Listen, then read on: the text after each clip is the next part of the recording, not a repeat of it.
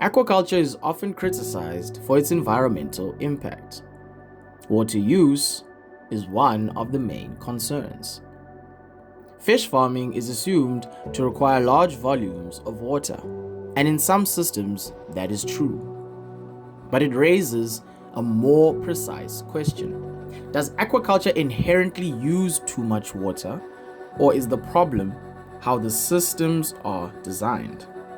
Because not all aquaculture systems operate in the same way. Aquaculture systems manage water for one primary reason: to maintain water quality for fish. Fish require specific conditions: dissolved oxygen, stable temperature, and low concentrations of waste products such as ammonia. Water is used to dilute waste, to transport oxygen, and to maintain stable conditions. In traditional systems, this is achieved through water exchange. Large volumes of water flow through the system to remove waste. But this is only one approach. Water does not need to be replaced if it can be treated and reused within the system. This is where system design becomes critical. A clear example of this comes from Lake Victoria, particularly in Uganda and Kenya.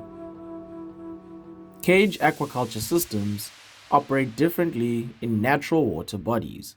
Water is not treated or reused. It flows freely through cages. This creates an open system. The issue is not just water use, but it is the uncontrolled water dependency and discharge. Feed inputs and fish waste release nutrients directly into the lake. In high-density cage systems, uneaten feed accumulates. Nitrogen and phosphorus levels increase, and localized eutrophication can occur. Studies around Lake Victoria have shown elevated nutrient concentrations near cage clusters, affecting water quality. This creates a system where water is used as a free dilution medium and waste is exported directly into the ecosystem. What this means is that the system appears water efficient because it does not consume water, but it is not controlled. It depends entirely on the surrounding ecosystem to absorb waste. This is not efficiency. Instead, it is externalization. The solution is not to abandon aquaculture. It is to redesign it. The most important innovation is the Recirculating Aquaculture System, often referred to as RAS. In these RAS systems, water is continuously treated and reused. Mechanical filtration is used to remove solid waste, and then biological filtration converts harmful ammonia into less toxic compounds. Then we also have oxygen, which is added back into the system. So here, instead of replacing water, the system maintains water quality internally. This dramatically reduces water use, from continuous flow to controlled circulation.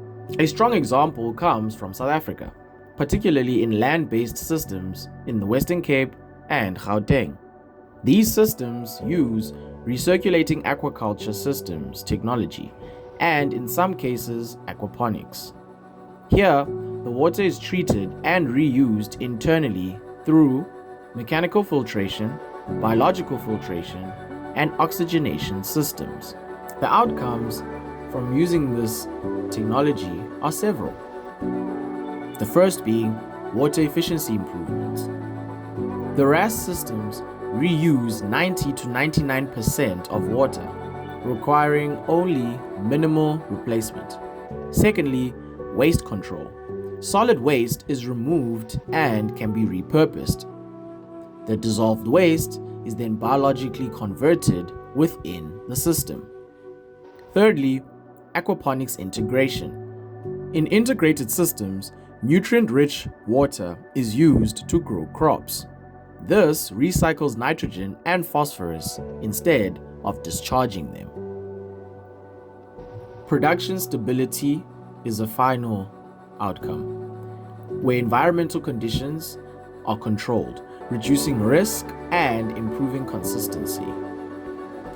So what this technology has done is that it has shifted how the system works from the utilization of open discharge to closed loop control. Because the water here is not used once, it is cycled. Waste is also not released, it is processed. And this is engineered efficiency. Aquaculture is not defined by how much water it uses. It is defined by how water is managed within the system. If water is continuously extracted and discharged, the system is inefficient. If water is treated, reused, and controlled, the system becomes highly efficient. The future of aquaculture will thus not be determined by whether we farm fish. It will be determined by how we design the systems that support them. Because in water-limited systems, efficiency is not optional. It is the condition for sustainability.